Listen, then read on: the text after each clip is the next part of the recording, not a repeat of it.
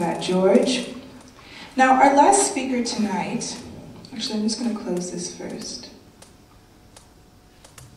Does anyone know how? Here we go. Okay.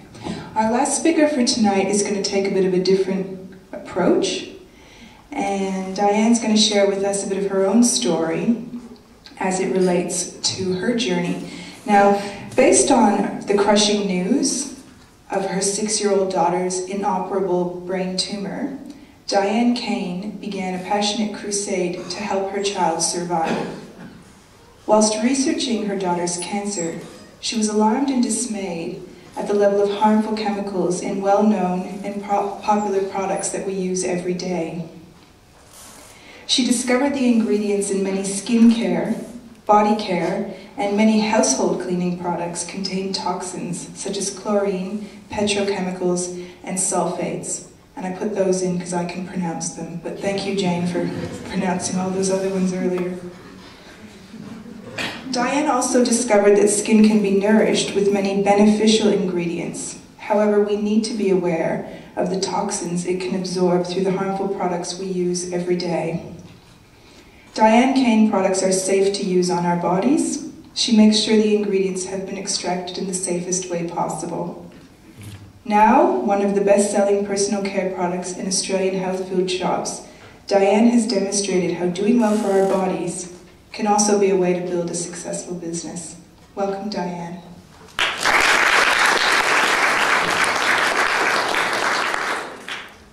Well, I'm just a little boring old person. I haven't got any PowerPoint. I've never spoken in a microphone before. So, as you know, my daughter was diagnosed at the age of 6. I'd just like to tell the story because you never know, your relatives or whoever might be affected by my story.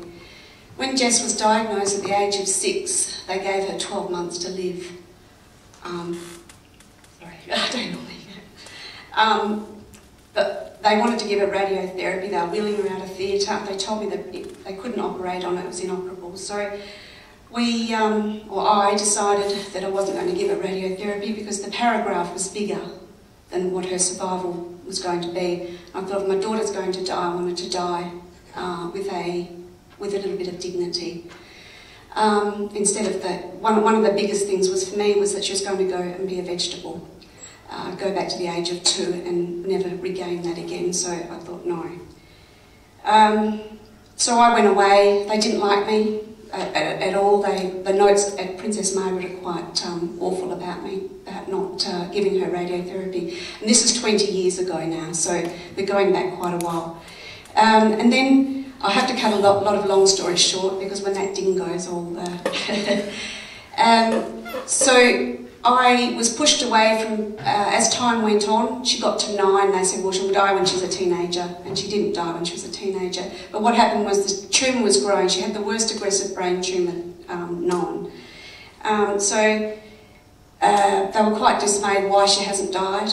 But what I did, I went away and looked at what we were eating. I don't know, I'll never know to this day whether that helped. I went to another doctor who was alternative and he just said put her on these tablets that we put her on, and it seemed to have slowed the tumour down a lot. When Jess was, she got to 17 and things got pretty bad. She was having up to 10 seizures a day. No doctor, all they did was give her a tablet, give her a tablet, give her a tablet, until she was on, at 16, she was on 16 anticonvulsants a day. So eventually we went they pushed me away again. They would put me from Princess Margaret Charlie Gardens, then we went to rural Perth. And cut a long story short, they did some technology where only 5 people in Australia had been operated on, and only 3 have survived, and Jess was the youngest. And that surgery was successful, and they also told Jess that she'd never have children. She's now 27 and she's got a 6.5-year-old daughter. In between all this, I went out on a search to try and find, when I found out what absorbed in our skin, I freaked out.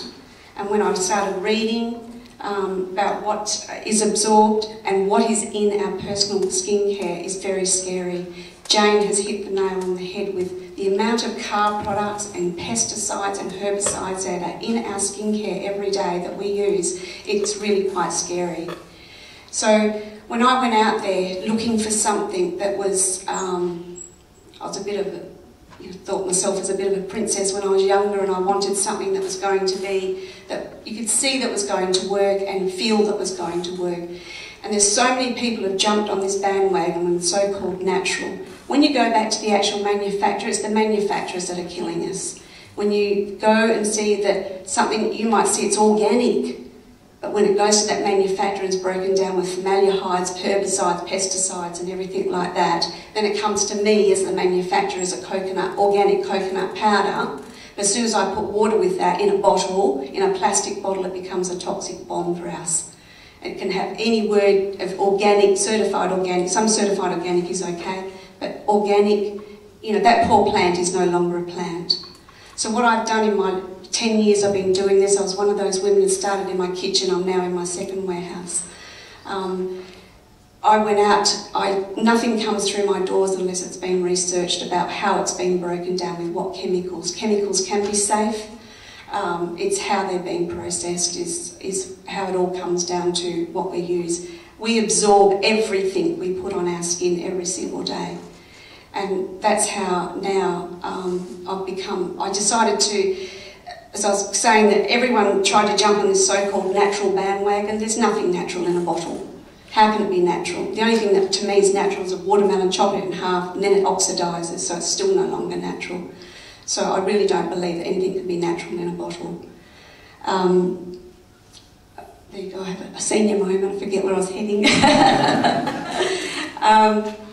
So anything, and what Jane said was right, read your labels, understand your labels, understand your ingredients, and think about, my biggest point is think about if you're going to use anything on your skin. I went out to make something that was more, so-called Estee Lauder Clarins without the price tag, because there was so much out there, so much that everyone just wanted to make it and make a dollar out of it. Yes, I have a successful business now, but I try and educate people with it. If I can educate 5 people who educate 5 people, and that's what's happened with my products.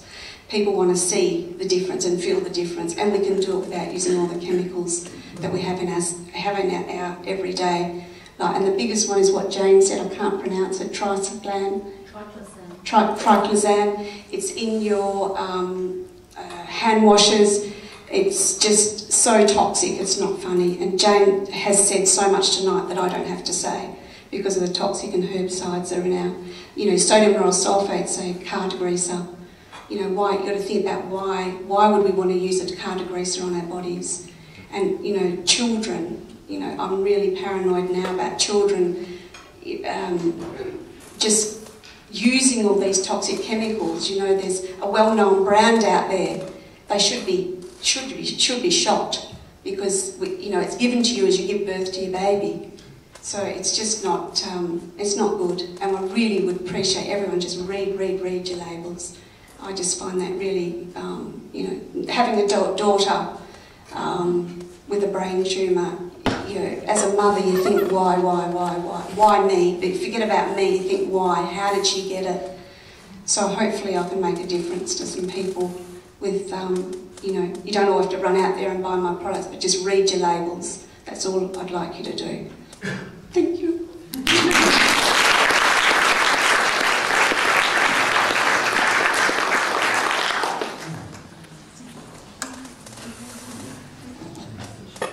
Thank you, Diane. Did she do all right with the microphone? I think she deserves an extra round of applause for that. So in the time that we have left tonight, this is when we open up the floor to your questions. Is there anything that our speakers raised that you want to know more about, or did you want to share any comments? Just a reminder to be succinct and respectful, so I open it up. Anyone? Just here in the purple? Red?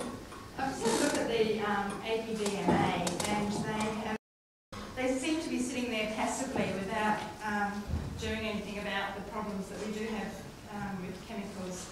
And I found that they have we have the opportunity to lodge complaints basically through this adverse experience report. So are any of you on the panel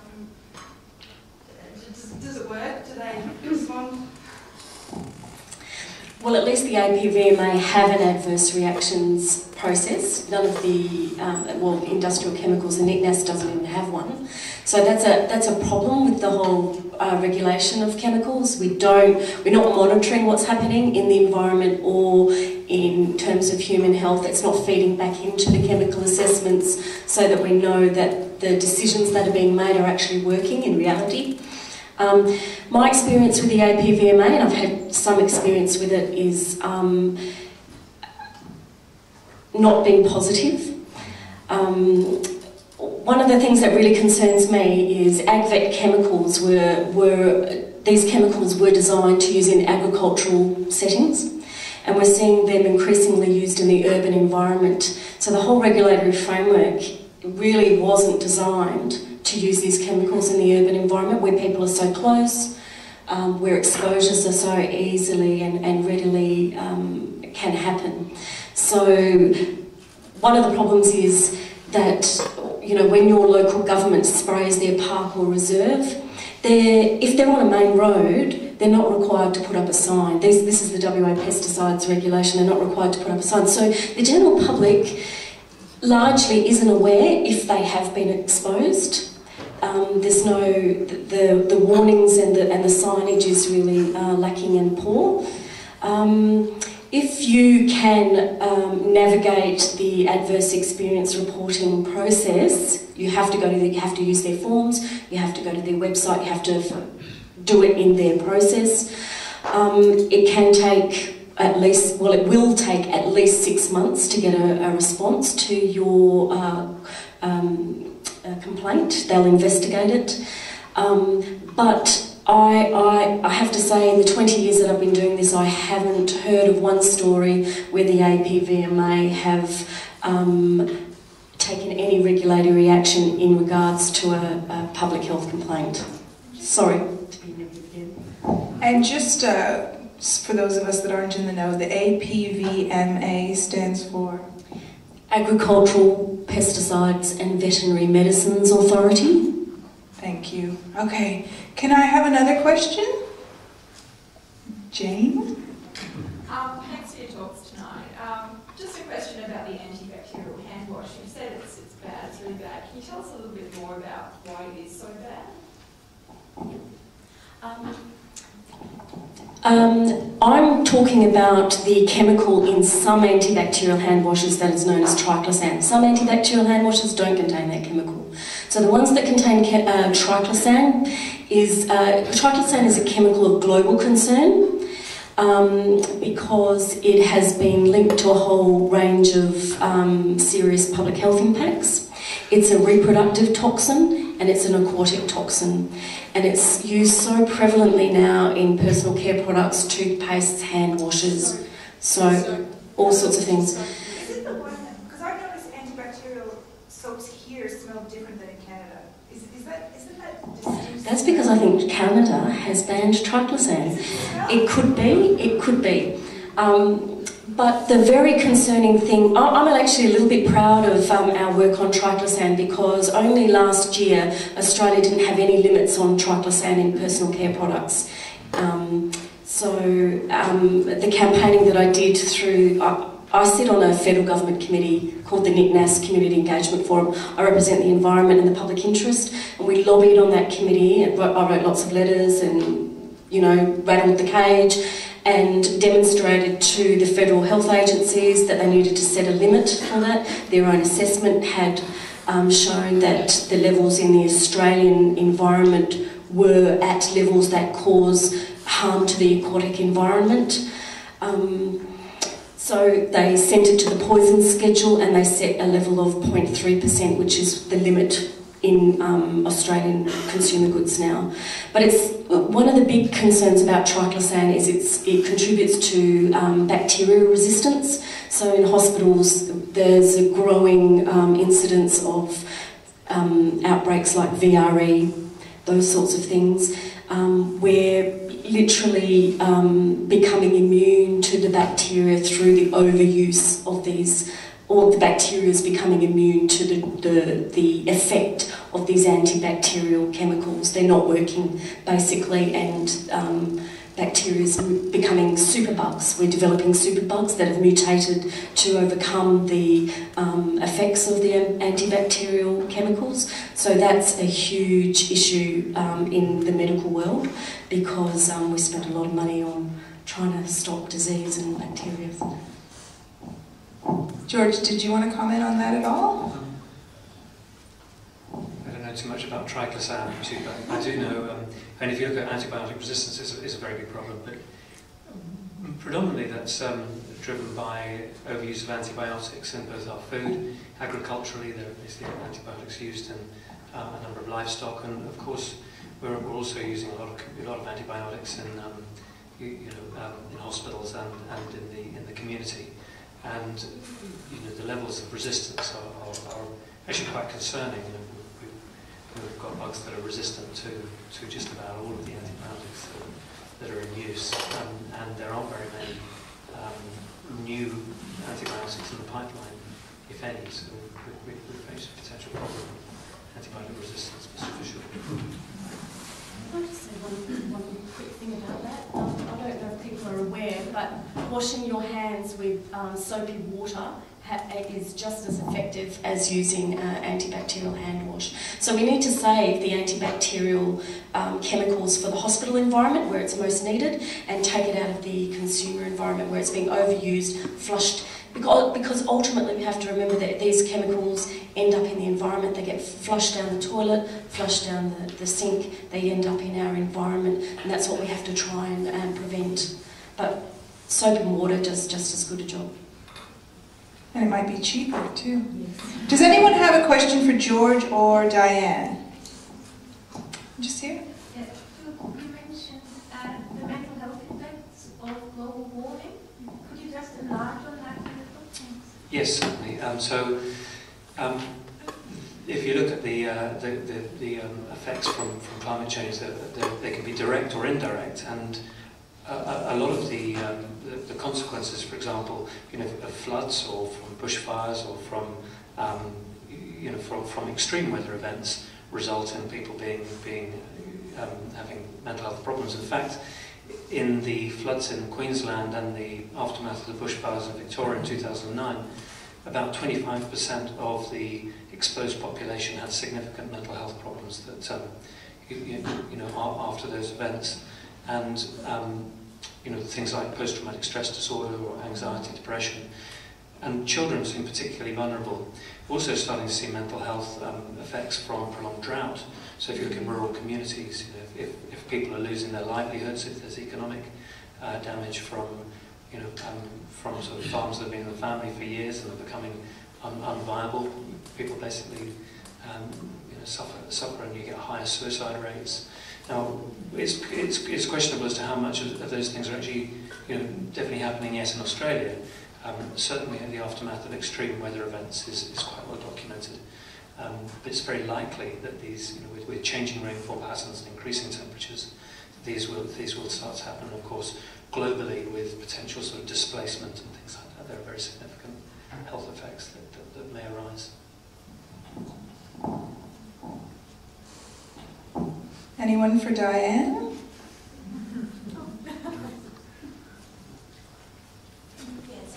I was saying before, with the products, reading the labels, and I was just wondering, what would you suggest that we really be looking for? Because I actually find that's one of the most difficult things, is that you hear about these things and go, oh, well, that sounds really scary, but it's not like that you actually sort of pick up a soap and see triclosan on the packaging, I don't think, or like now you see a lot of plastic bottles that say BPA free, but they don't actually say what they might have been replaced with. Like, it's just really hard to actually know. I didn't realise it had petrochemical in it, so I now go to Italy to get mine because it hasn't got any petrochemical in it. So it is very hard, but things like petrochemicals, sodium lauryl sulphate, if you all go home and have a look at the second highest ingredient in your shampoo, it's water and sodium lauryl, laureth, any of those, and they use it to clean up grease. There's caustics, even though there's caustic in soap, but that actually neutralises. That's a very hard question, because I think the simpler the ingredients, the easier it is. Would you have an answer to that, Jane? Labelling is a real issue because it's not mandatory across the board. Some products have labelling and some products don't. We don't have strong labelling laws. I think the thing to do is to avoid colours and fragrances, just as a general rule. But my suggestion for reading the label is to start to get educated, start to recognise the chemicals in the products and then research them. And you can go to any of the federal government agency chemical regulators and look up that chemical and read about it. Read its toxicological profile, read its hazard profile. There are a number of overseas and international and national NGOs too, where you can look up ingredients lists and find out information. So it's really about getting familiar with the chemicals and then researching them and finding out about them. There's a product out there that the so-called natural, what I call natural world, are using. It's called sodium hydroxymethylglutamate, and that's actually broken down at the manufacturing level as a natural. They've broken down the formaldehyde at a manufacturing level, but then when it's put on the bottle, it's got the name sodium hydroxymethylglutamate. Then it's got vegetable derived or amino acid. So you think it's okay, but you don't know, and probably the person who made it, the manufacturer who made it, still doesn't know that it's been broken down with formaldehyde if they haven't done their homework with the manufacturers. So like Jane said, unfortunately you have to research or try and find a product that you trust.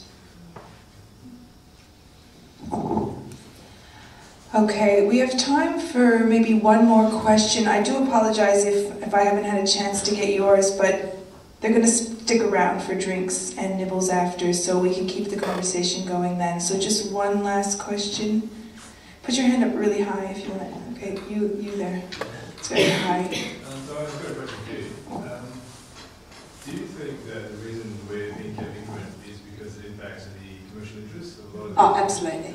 Absolutely. We all think that, if it's on TV, it's in a magazine, it's good for us. If it's on a supermarket shelf, it must be good for us.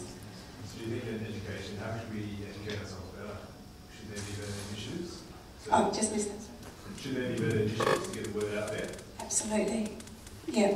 And that's what I try and do. That's why I do now, sort of getting used to it, doing lots of talks for people to try and educate people and also make people realise that you can use stuff out there that doesn't have to be, don't have to pay top dollar for, and that is better for you than what's on the supermarket shelf. Actually, that's one of the reasons we invited Diane here tonight, was to really make that message as well about the fact that not only can you create a business out of doing something that you believe in that's cleaner, but you can also, it doesn't mean you're going to have to pay a lot more money. So I think that's a really important message, because we often think, organic, it's going to be really expensive, but it doesn't have to be. And I'm sorry, but I actually wasn't calling on you. I was calling on in the blue, so we'll just have his question and then we'll wrap up. Thanks very much. Just a quick comment really that might help. There's a really good topic guide that disciples all the chemicals and explains how they're harmful and goes through that. And I have it. Is it the chemical maze? Is it that one? I've got it at home. If I can email the details to you, and maybe you can make it available to people. I can't remember the name of it, but I have it at home. And it's really good. I think it might be the chemical maze, but that's another one. But let us know, and we can post it on our Facebook wall, and you can all read it there when you go to like us later. So before we wrap up, I just want to invite each of the speakers, if they could share just a short message, something positive, something that we can all take away as a memory of tonight. Your final parting words. I suppose just follow up with my talk, I'd just sort of suggest that there are lots of opportunities as well, and particularly with greening healthcare, for example. There's a lot of good things that can arise from taking action. So we can sort of improve our health and improve a lot of other things at the same time. So we're really looking for co-benefits and things that we can do. My message, I guess, would be use less chemicals and think about the environment, because ultimately it all ends up as waste. going into the marine environment or into a landfill or up a stack into the air that we breathe. And we need to think about future generations because children are far more vulnerable. So think about what you're putting in your body and in your home, and the fact that everything ends up as waste in the environment, so that's where we have to stop it. I just ditto Jane. I just believe in balance in life as well. You know, it doesn't mean to say we've got to stop drinking a little bit of, you know, if you'd like to have a wine on a Friday night, just balance. I'm a big believer in balance in life. Yeah, we had balance last night. We had a salad for dinner, but with our wine. So thank you so much to our speakers. Tonight was a really great night, and I just wanted to thank you again. I've got some wine for you here. Flavia, maybe you can give me a hand on the topic of balance. Thank you. We have a door prize, so I might invite Diane to draw the winner.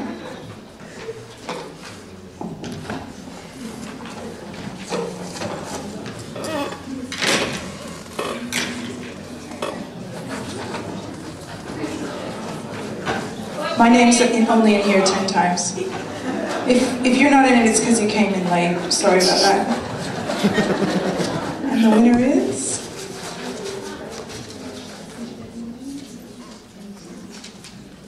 Emma Yates. Emma Yates. Yay!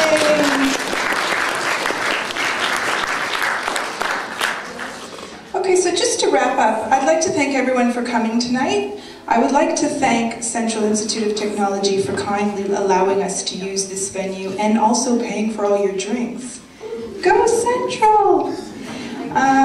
Flavia and I, we get this question a lot, so I'll just put it out there. We are volunteers, so feel free to tip us. Peter, your cameraman, is also a volunteer, so hey, Peter.